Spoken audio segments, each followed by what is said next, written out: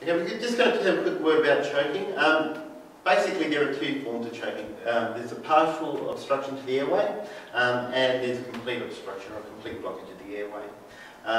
And despite what our mothers have told us, there are slightly different ways of dealing with it.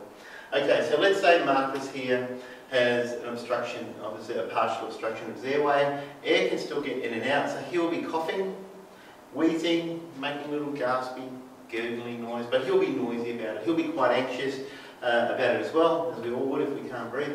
But we'd know about it, we would hear it. Okay? Partial obstruction, you can actually hear that they're in some sort of distress. First aid treatment is that you would lean them forward as far as you can, okay? And just encourage them to take nice deep breaths. Okay, take a nice deep breath. Okay, cough it up. Everything's going to be fine. Right.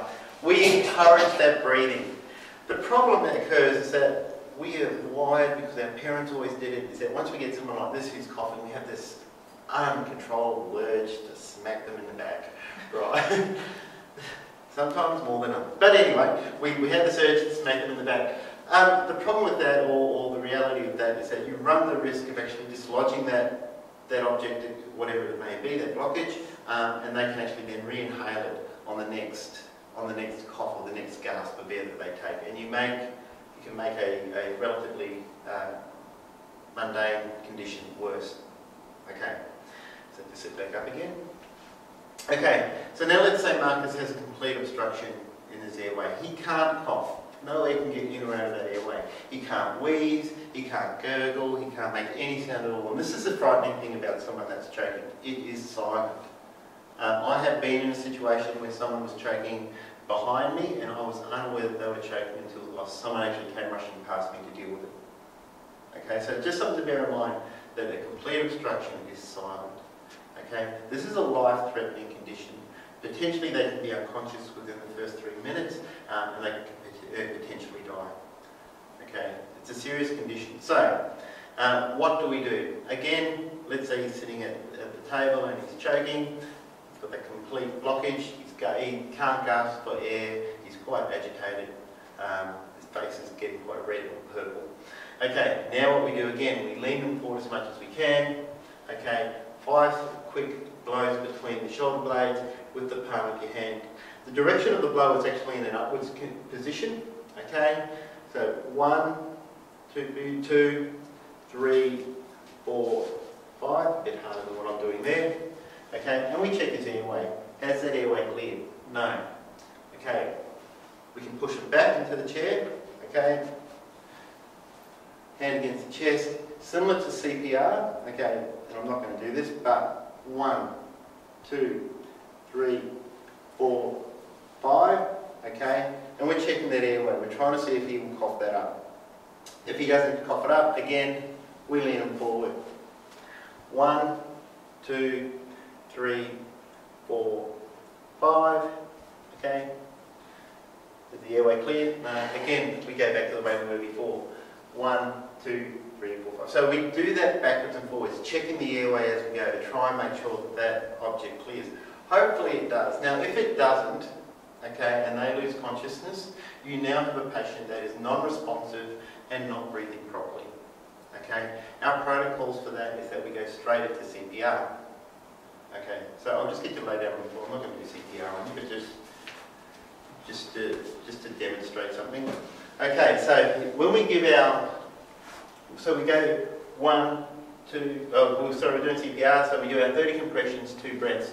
When we give our 2 breaths, our breaths are harder, okay? One of 2 things will happen. One is we might be able to force air around that blockage, so we get air into his lungs. Or even better, we may actually be able to force that blockage further down into the airway, down to one of the branches of the lung. He will still have a medical condition that needs to be dealt with, but the other lung will inflate and we would have saved their lives. Okay? Now, as I said, this condition is serious. Within 3 minutes, he will be unconscious if you don't clear that airway. So, my recommendation is that if you've given those 5 back slaps and you can't clear that airway, get someone to ring an ambulance. If you're on your own and this person has a blocked airway, get on your phone straight away, because once you start this treatment, you are committed to follow it through. You need to make sure that ambulance gets there. If the ambulance rocks up and that airway has been cleared, they are not going to be angry with you. This is a life-saving, this is a life-threatening condition. Okay? So if they arrive and everything's fine, to them, thumbs up, it's someone they don't have to say the work's been done. They will still take them off for observation or whatever, but you don't need to continue. You need to make sure that you've made that call. Okay. Are there any questions about dealing with someone who's choking? As soon as they go unconscious, Yep. you roll them on their side and do the scoop. You can do if it's visible, but that again, that's part of your basic life support protocol. With children again, or with infants, the procedure is the same.